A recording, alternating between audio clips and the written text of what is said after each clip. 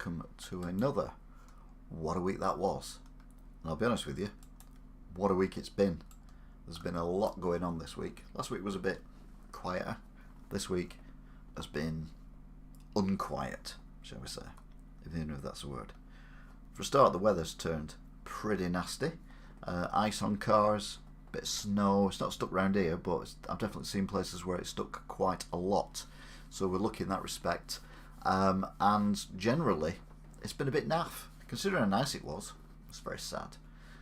Talking of sad, we have lost some good people this week, including Taylor Hawkins off of Foo Fighters, who passed away in a hotel room at the age of 50. The Foo Fighters were doing a tour of Colombia, ironically, and sadly, Taylor passed away. He joined the band practically on a whim, going off all the stories that I've heard this last couple of weeks.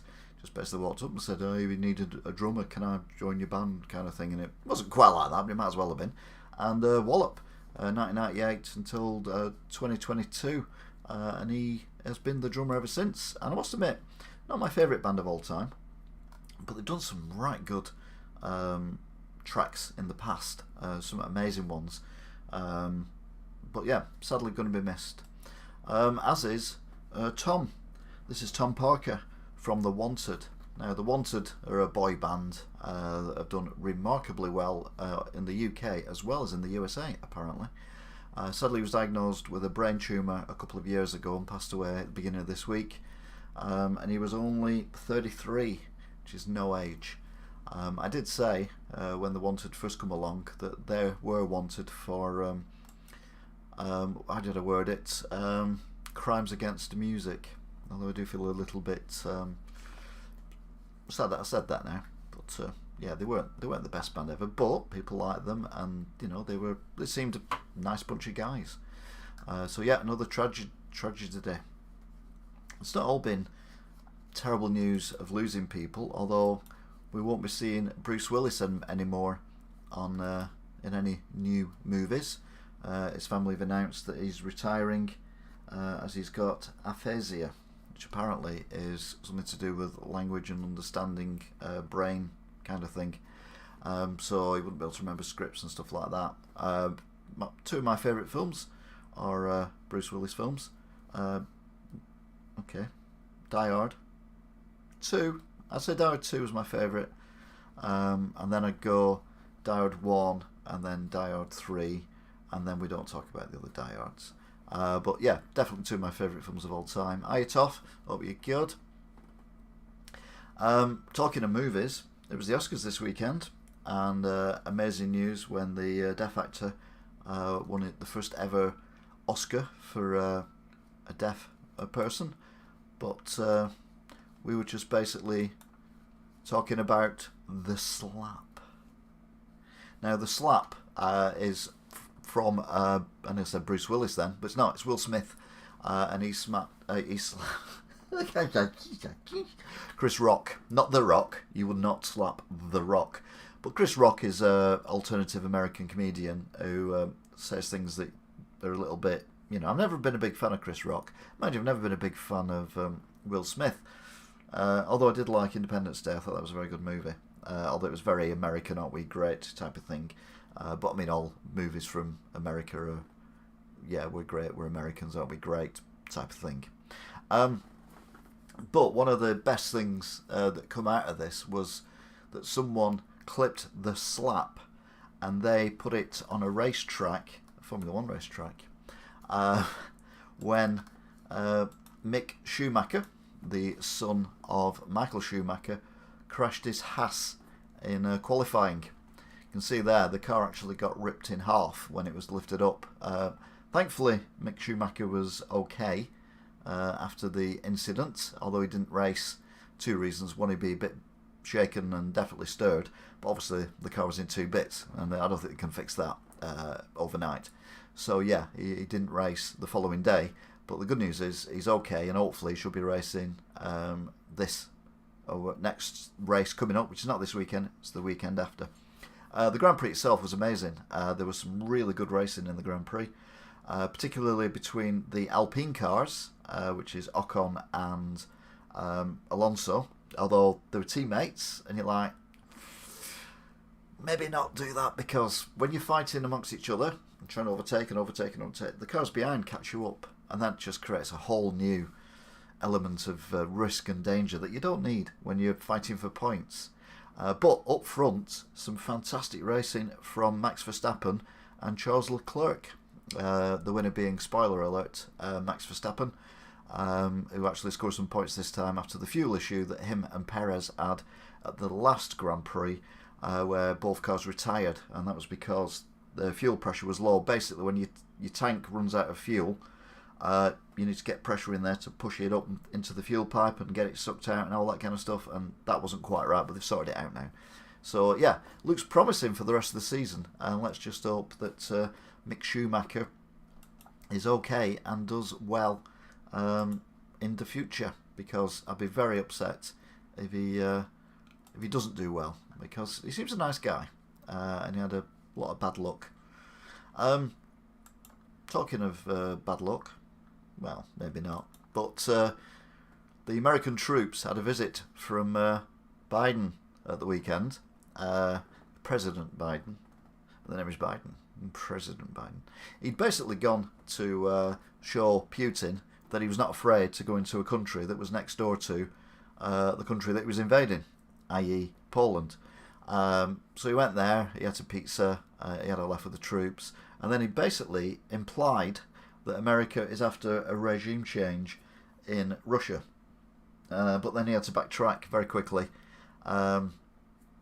because it's the fact you've got is that we all know that Special Forces, SAS, and Navy SEALs will be in Russia trying to kill Putin, and I think basically that's what Biden was saying, because he's a bit like, drunk uncle, isn't he? He's not as bad as Trump, but he's not far off. So yeah, he had to backtrack and say, no, we weren't saying anything about the regime change. All we were saying was blah blah blah blah blah. Talking of Vladimir Putin, reports are coming in now that his advisors are telling him that the war's going really well because they don't want to be killed. I'm not even joking. Would you tell Biden that it's going badly? Would you tell Putin that it's going very badly? You could tell Biden, he'd forget by the time you finish the sentence. That your tanks have been destroyed left, right and centre by a country that you thought would open their arms and hug all your soldiers. Nah, it's not happening, is it? There's also a clip today that I'm not showing, which was a drone clip from a week or two ago, which shows a civilian family trying to escape the fighting, basically being assassinated by Russian troops, despite their pleas for help and holding their hands up and posing no threat whatsoever. News crews went back round to find the bodies, and the car involved had been burnt, as if they were trying to hide the war crimes, and that's what they are. The Russian soldiers are currently doing war crimes, and Putin needs to go on trial for war crimes. Please note, we've now joined the Ukrainian flag thing with our colours, and even at the top there as well. That's in the Ukrainian flag colours. Because, well, Putin just needs to be shown that he's an absolute Ed, doesn't he? Let's be honest. Anyway, what else has gone on this week? Because there's more to it than that, Everyone thinks that's it. It's not. No. COVID's back. You remember COVID? It's back. Never went anywhere, let's be honest. So, at the moment, we've got a full lockdown of Shanghai, which is, I think, if I remember on the news, 25 million people are in lockdown in Shanghai because of the spread of COVID. In the UK, we've now got more COVID cases than what we've ever had, certainly for a long while anyway. So today is the day when you can't get free lateral flow tests anymore.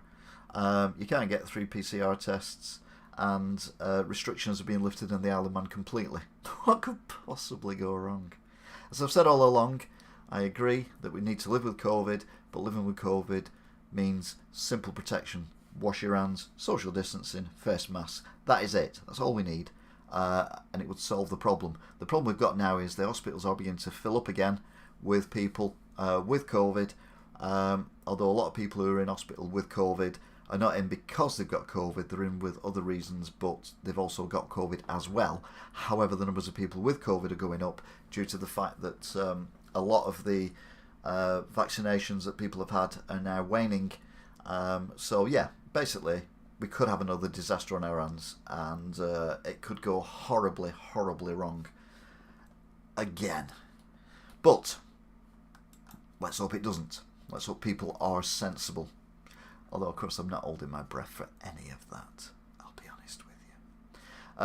Also, we've got the re-emergence of Prince Andrew. You know Prince Andrew. I got one through the post this morning. Never asked for it, but got one with 7 in it. Oh, good. Yeah, that's good. So they're obviously posting them out to certain members of the population, which is a good thing. Talking of population, which is not a good thing.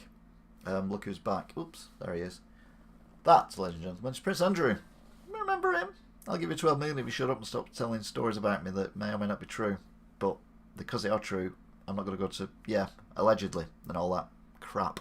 So yeah, Prince Andrew escorted his mother, the Queen, who, to be fair, using a stick now, but she's 96, walking around Westminster Abbey. Now, she'd said before, or had been reported as saying that no, she doesn't want people to see her in a wheelchair. And I'm like, for God's sake, you're 96, and your mother-in-law, the Queen mother, no, it was your mother, wasn't it? Your actual mother. She rode around in a golf buggy by the time she was your age. If you remember that, again, people of a certain age will remember her whizzing around in a golf buggy. It was amazing, including around Kensington Palace. But yeah, that was good. Anyway, fitting tribute. At least this time she was with her family, unlike last time because of COVID restrictions, where she had to sit separately to mourn her husband. Talking of mourning, this is a tragic story that has gone on way too long. Shrewsbury and Telford Hospital NHS Trust. Basically, criminal charges need to be brought against a lot of people here. It's not a mistake that's happened once or twice. This has gone on for 20 years, if not more. In the maternity department, children have been stillborn. They've got severe brain damage from alleged neglect. They have died. Mothers have died as well. And it's gone on and on and on. And there seems to be, although I'm not obviously part of the whole thing, but there does seem to be a massive cover-up going on, which has now, thankfully, been torn open.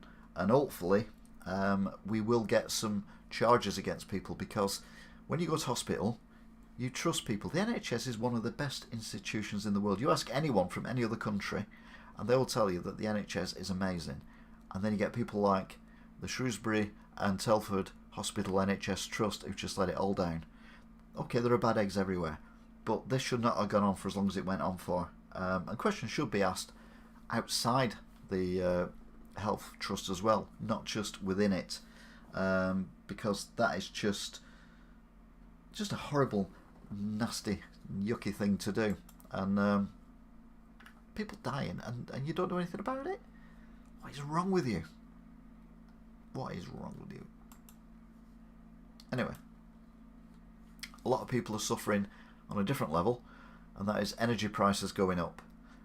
Gas and electric have shot up in price by around about 54%, and this is due to world demand.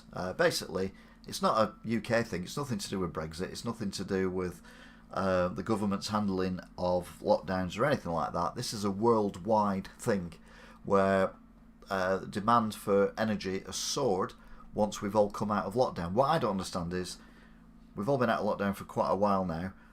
A lot of people have been back at work, and surely we were using energy when we were staying at home, if not more so, because there'd be houses using energy that wouldn't have energy running, whereas if there's 1,000 people in a building, in an office block, that's 1,000 houses that may not have energy on during the day. But anyway, the fact of the matter is, energy prices have gone up because wholesale prices have gone up. What I don't understand, and I am not happy with, is the fact that the day rate for electricity has gone up.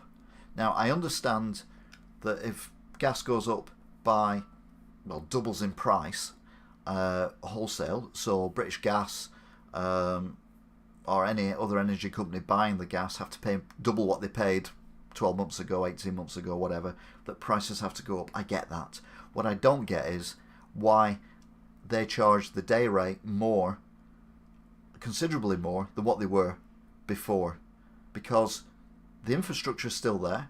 There's no change on the infrastructure. You're paying more for the individual units of gas, so why should someone who doesn't use a lot of gas get charged extra for the day rate, whereas someone who uses shed loads of gas and basically got gas ovens on all day long, even though they're not cooking anything, they're eating on, so they're all walking around in the birthday suits because it's that hot in the house. Why are they getting charged the same rate? The charge should only be on gas used. It should not be on the day rate, the standing charge rate, which is the day rate of gas and electricity. Makes no sense. That to me is a con. That to me is the government allowing the energy companies to take money off people which people can't afford to give. By all means, put the individual rate up of the gas, because I appreciate the price has gone up. Electricity as well, to a degree, because we are using gas to make electricity, because guess what? I'm sure I've said this before. When it's not windy, wind turbines don't make electricity. Who knew? Oh yes. So yeah, we need to sort something out. We need to go nuclear, and we need to get back to fracking. I'm sorry. I know people don't like the fracking thing, but as a temporary thing for the time being, maybe for the next 10-15 years, while we get everything sorted so we're not relying on fossil fuels, frack. It's cheaper, it's on our doorstep. Okay, it's not green, but we're burning gas anyway, but we're importing it from around the world. How's that cheaper? So, and also, if it's our gas on our land, then we can charge what we want for it. So hopefully prices will come down. But again, it's going to take a few years to get to the scale where we can actually use fracked gas. So yeah, frustrating as hell. Talking of gas prices and whatnot, you remember Vladimir Putin? You know, everyone's favourite dictator. Elected leader. He's now said that any country who buys gas off him has to pay in rubles, which basically means, because gas prices have got up that much, that you have to pay a gazillion rubles, because the ruble has fallen through the floor, for 1 cubic metre of gas. The reason for this is that if the other countries are paying in dollars or other currency, euros or whatever, they're all frozen, so that Russia cannot access them. So if they're paying rubles, then Russia can access their own money, so they can carry on paying for the war that's not going very well. Remember that? Yeah, me too. So that is it. Apart from, are you ready for this? This is a first. We're going to do a live video clip, but it's not live. Basically, it's about war, and you'll see what I mean in a couple of seconds. So, hang on. There we go. Now, hopefully you can hear this. So this is a first for what a week that was. I'm actually doing a video of being in Liverpool, and we are near I think it's HMS Queen Elizabeth. It might not be, I don't know, because they don't have the names on. It's that there. Anyway, big question is, are these things worth the money anymore? It's that powerful. You can practically feel the throbbing of the machine. It's like being in a nightclub, but during the day and outside, next to a big ship, and with no music, but plenty of bass.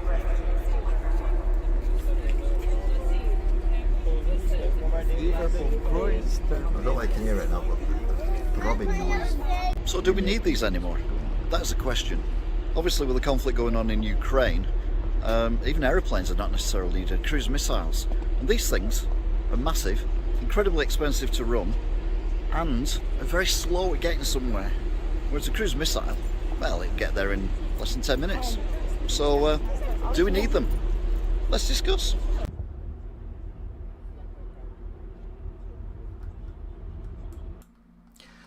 So yeah, basically, what I was saying there is, why are we making these things? A couple of weeks ago, I'd have thought, yeah, fair enough. But conventional weapons, I mean, again, look at Ukraine. Russia seems to be having more effect using the cruise missiles than they do using the tanks. They do using soldiers on the ground. Horrific as that is, why are we paying for aircraft carriers with no aeroplanes on them yet? Millions and millions and millions of pounds. They cost millions to run, and they are slow as hell. If you remember the Falklands War, which has been in the news recently, I think it's been an anniversary or something, you'll remember that the Ark Royal and the QE2 and other ships sailed from England to the Falklands, and it took them 2 weeks, something daft like that. It was a ridiculous length of time. Whereas nowadays, you just be able to target somewhere on the Falkland Islands where the enemy are, press a button, and a rocket would just fly off and destroy it. Submarines I get, because you can hide them, and smaller ships that are faster, definitely. But aircraft carriers, I think they've had the day. The only time they come in handy is for humanitarian crises, but then again, who wants to be on a flight deck of an aircraft carrier when you've just been saved from a country? You're better off with the smaller ships where there's cabins and places to put people in. So yeah, it does worry me a lot about what is going on, but at the end of the day, war has changed, and war will change. I mean, drones are doing more damage now, which are basically controlled by soldiers in bunkers in Kent, and they can be flying anywhere in the world. We don't need to spend all this money, all these resources on this environmentally unfriendly warship. Little warships, if we need them, and missiles, by far the best deterrent that we could get, in my opinion. Of course, there's something to debate, and that's what this is about, for you to debate things. I do need to ask the question though, could you hear me talking on the video that I've just played, or was it just me going?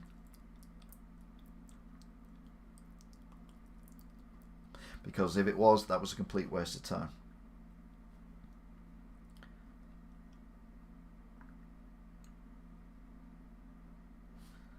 I think basically we've covered everything. Yeah, tough. Even not a nat, at not nat, at not nat. What? At not nat, at not nat. Oh, even more so with COVID, I wouldn't want to be stuck on a ship. Hence, worse things happen at sea. Yeah, we could hear you. Great. I'll do more videos in the future. Now I know they work. That'll be good. So I can do outside broadcast now. Oh my word. It's getting less tacky by the day, this channel. It's almost getting into the stage now where it's as good as GMTV. God, I wish. GBTV. GB News. Whatever the hell it's called. No one knows what it's called. No one cares what it's called. So yeah, at the moment, I think we've covered everything. John's back. He might come back. He might want to take over this. You know what he's like. And he'll obviously get John out and about. Wigan Bus Station. Yeah, that was good. That was good fun. That one. Wigan Bus Station. So yeah, what we covered today then.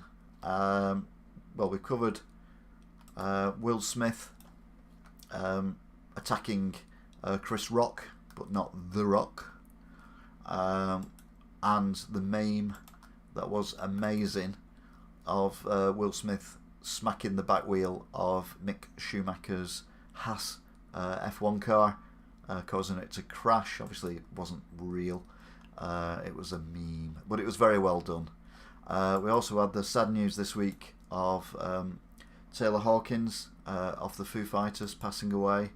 as well as at age 50, as well as at the age of 33, Tom Parker of The Wanted. We also had Biden, everyone's favourite president that isn't Donald Trump, going to Poland to show Putin that he's not scared of being in a country next to a country that Putin's invading, and then implying that they want a regime change. They've done this before. They've said about Syria, didn't they? And Assad's still there. We've had the disgusting actions of Shrewsbury and Telford NHS Trust. Absolutely shocking. And at the same time, the good news with the NHS is all the hard work that people have done with COVID. However, all the COVID tests now are no longer free, so you're going to have to pay for them, up to £2 for something like that, £40–50 for a lateral flow test. This is while cases are soaring, and in Shanghai they are in full lockdown, and that's a city with 25 million people or something daft like that. It is China, to be fair.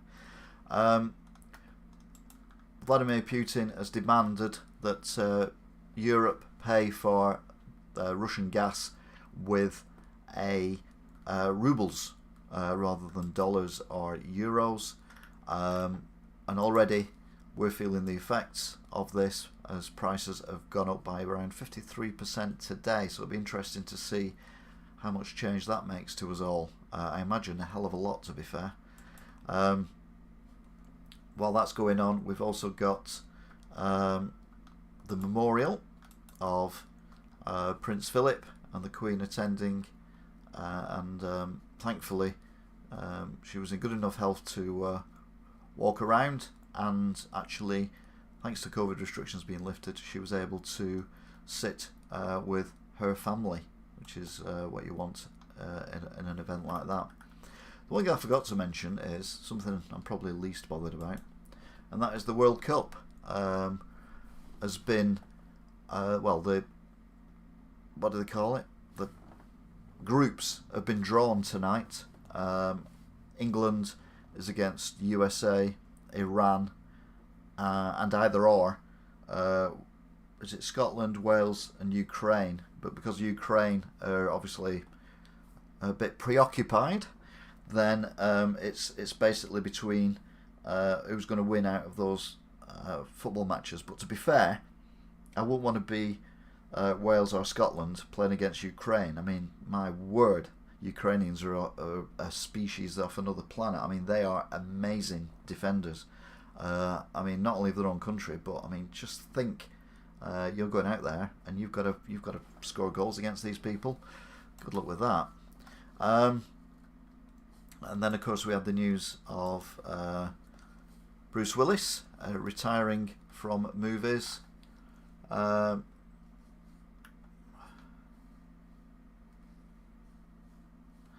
had to laugh at that MP who gets $115,000 a year and complains he can't afford to pay his bills. Yeah, that's what you get if you live in a big mansion, I suppose. Live within your means. If you only get £115,000 a year, then what you need to do is you need to downsize. Hashtag just saying. I don't live in a big mansion. Mind you, I don't get £115,000 a year. Mind you, I don't get £15,000 a year. I'll be honest with you. But anyway, that's a story for another day.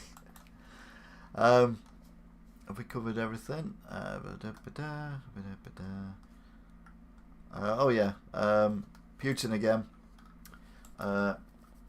Thinking that the war is going really well, because he doesn't see images like this of Russian tanks, and there are worse images of Russian soldiers.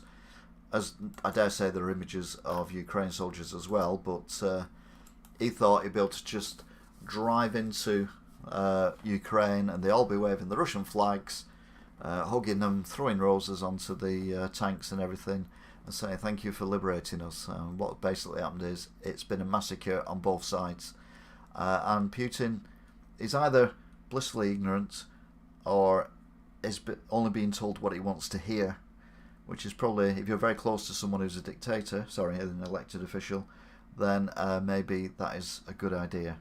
But I wouldn't necessarily say it would be in the long run. But like I said a few weeks ago on this, what a week that was, the problem he's got now is he's dug himself in so deep, there is no easy escape plan. He has basically flattened cities. So his brothers and sisters, as he referred to them in Ukraine, his Russian brothers and sisters, he's killed thousands of them. He's destroyed thousands of homes. He's displaced millions of them. I mean, this is what he does to his friends. I can see why the people around him are lying and tell him it's going well.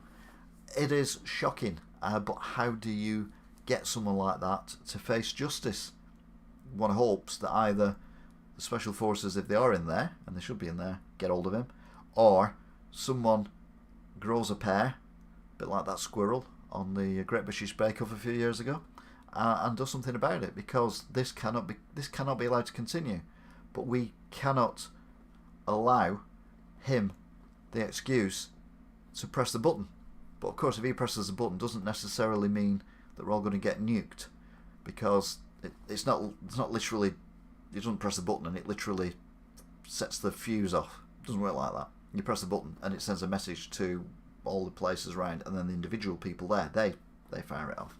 So it's whether or not they've got gumption to refuse, because they probably get shot by their leaders. So the problem you've got is there's no easy way out of this. If he pulls out of this and just pretends it never happened, then the whole world will ridicule him, and the people of Russia will not respect him anymore.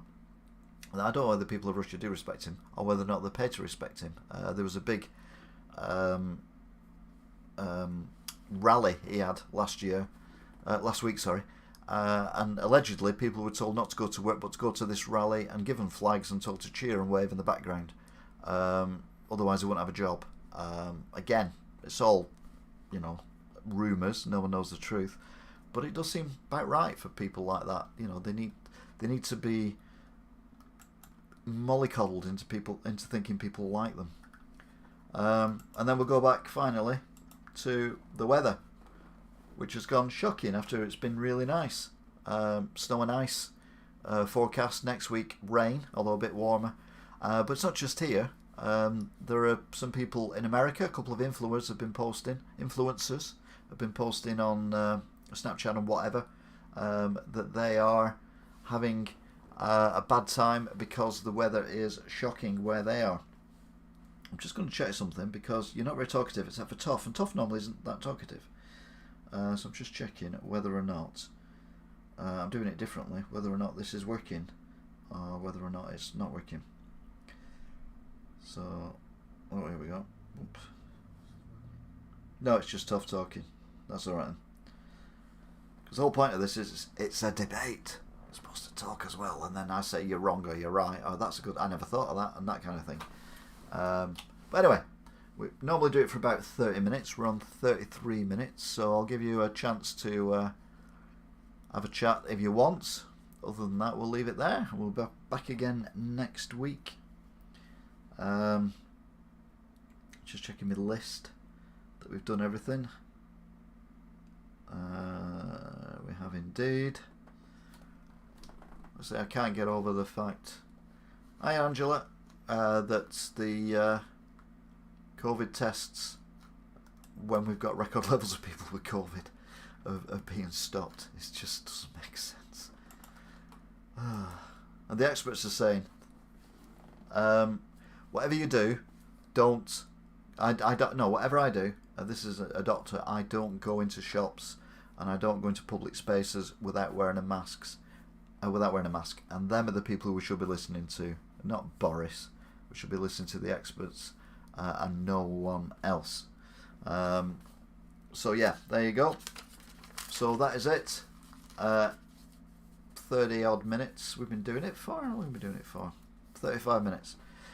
So yeah, that's about average length of time. These things can drag on a little bit too much sometimes.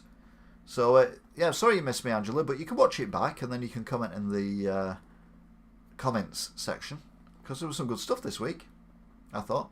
Or you can even just pull it back on the little thing at the bottom and then you can watch it live, because it always takes a while to go up when I finish a broadcast, because when it's live it feels the need to check it more than it does when I put it up when it's pre-recorded. But you can't do a live debate pre-recorded. I don't think you can anyway.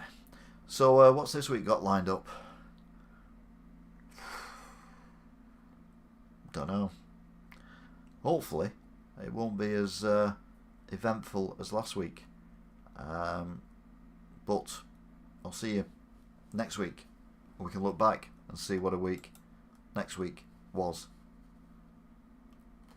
What a week that was next week. Maybe click them off and then click them on again. Notification things. I don't know how it works. Anyway, Angela, Toff. Does anyone else have a chat? No, just Toff and Angela. Thank you very much for watching, if indeed you still are. And I will see you all again next time. Till then.